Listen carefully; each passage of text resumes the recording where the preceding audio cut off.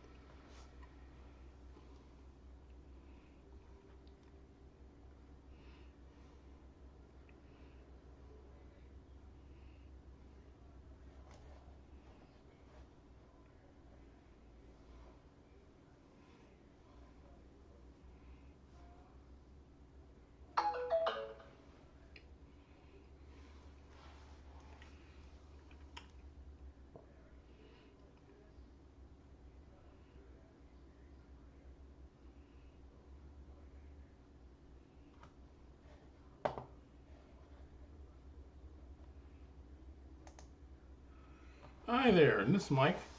It's wanted to step on here a couple minutes, and I was talking with some friends and some associates, business associates this morning. We were in a group meeting, and one of my buddies was talking about he'd done a live stream or a video that he posted to YouTube about opening and cracking or working on crabs to have after a crab roast or what they call them anyway. I know it's called, but I'm not saying it correctly. But they had crab, and so they or how to open the crabs as they were eating them. And he mentioned that video that he used actually kind of went viral, and he's still getting some residuals from it's playing, and it's like 8 or 10 years later since he did that. But when he mentioned the crabs, the Maryland blue crabs, because where they were at was in Maryland, and it reminded me that several years ago, when I was actually a scoutmaster for several years for a local Boy Scout troop, and we took a trip to the East Coast, a camping trip, sightseeing. We did things. We did Washington D.C. and we did some battlefields, some war battlefields, and also Revolutionary battlefields. We down around um, down in Virginia, down at the in Norfolk area, and in that area where some of the Civil War, or not Civil War, but the Revolutionary War was fought. Anyway, on that trip, one of the assistant scoutmaster that was with me had relatives, an aunt and uncle, who lived in the area right on the Chesapeake Bay. They lived on a back, they called it a creek. Actually, it was called Back Creek, and they had a dock off the edge of their property. They had a boat, and they took us out. We got to go out into the Chesapeake Bay on a boat and fish. We camped there for several days. They had a nice spot for us to camp under a grove of trees. It was a nice level area, right, not too far from the water. While we were there, the kids were able to actually go out and do some hunting for clams. They did hunting or digging clams, as they call it.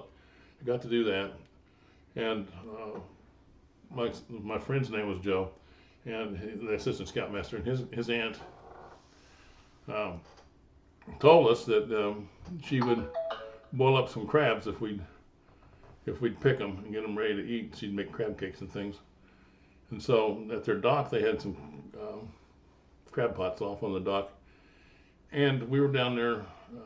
My buddy Joe had done it for several years. He'd been there when he was younger, grew up and lived out in that area, and he's not afraid at all of these of crabs and things. But my boys that were in the troop had never done anything like that. They're Midwest guys, and they had never seen anything like this. So we grabbed the pots out of the water, and put them up on the dock. And as we were pulling the crabs out of the pots to put them, get them ready to go prepare, one of them got loose, came out on the dock itself, and started crawling. They crawl sideways, and it's kind of funny to watch them do that. And they move pretty quick.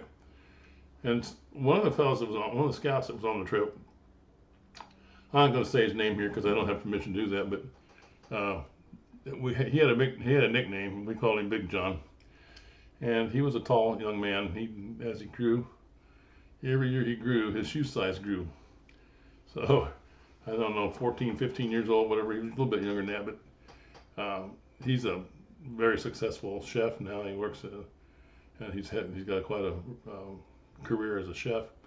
But he wasn't thinking about cooking those crabs or boiling those crabs at that moment, because this crab he thought for sure was after him. And this big, he was, as you would think, a young guy that's pretty lanky. He moves around kind of. He looked like he was moving awkwardly. He probably really wasn't. But anyway, he saw that crab, and that thing was coming towards him. And he's this big, tall kid, and this little bitty crab crawling across the dock, and he kept backing up. Finally, he was at the end of the dock. He had nowhere to go. He took one more step, and splash into the water he went. And that crab came on off to the end of the dock and jumped in after him. And he got out. It was shallow enough that he could walk out. Basically, he didn't have to worry about swimming out. And that crab just went the other way, and then Big John went this direction. But I'll never forget that day when this big old boy was pretty cocky, and he was supposedly not afraid of anything. But man, that little bitty crab got his goat that day.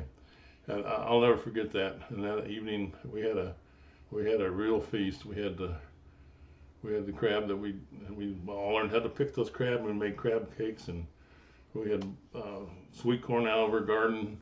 We boiled that up and had some other things go along with it, some nice potato salad, whatever. But you know, it's stories like that. And then my friend on my meeting earlier today that reminds me that, you know, every day there's a new experience.